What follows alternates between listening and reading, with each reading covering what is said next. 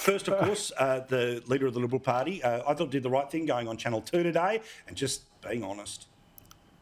By not winning the election, we've failed that test that have been set by us, for us by the Victorian people. I think there are issues in relation to policy, to personnel, issues in relation to our campaigning techniques. The fundamentals of our party, they're not going to change. Should you stay as leader? Of course I should. Labor, of course, well, they dunked the ball today, and why wouldn't they? The first time in 100 years.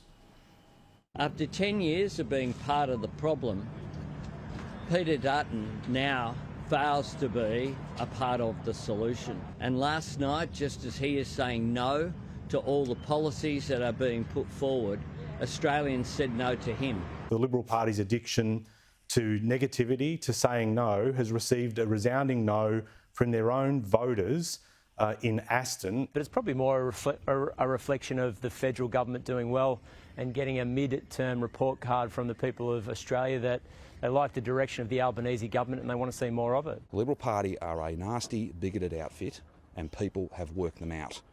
And that might be why they keep losing.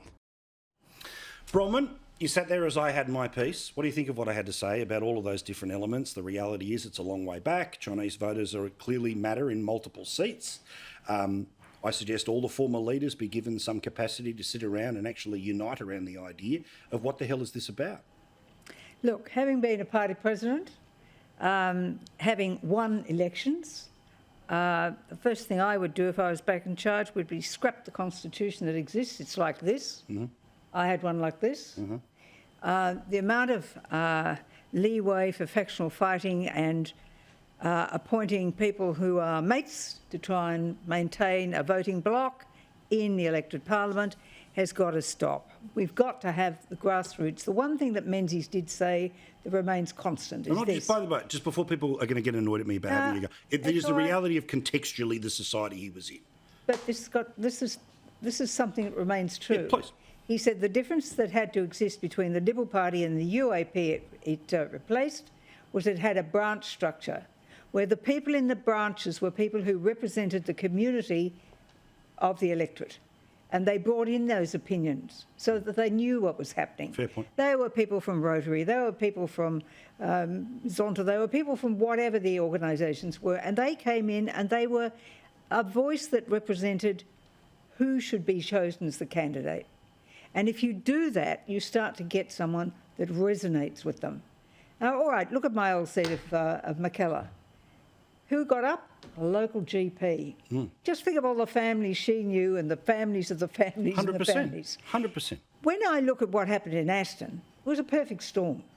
First of all, you had a perfectly good candidate who was sacrificed on the altar of female diversity. She was awesome. But she was sacrificed. There was an outside dictum that said it had to be a woman.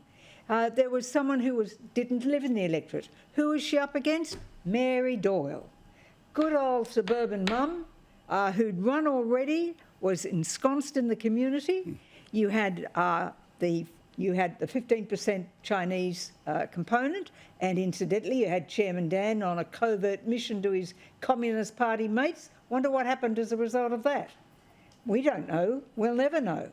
Then you had the Napoleonic leader of the opposition who decided to spit the dummy and have an almighty tantrum and bash up on another woman.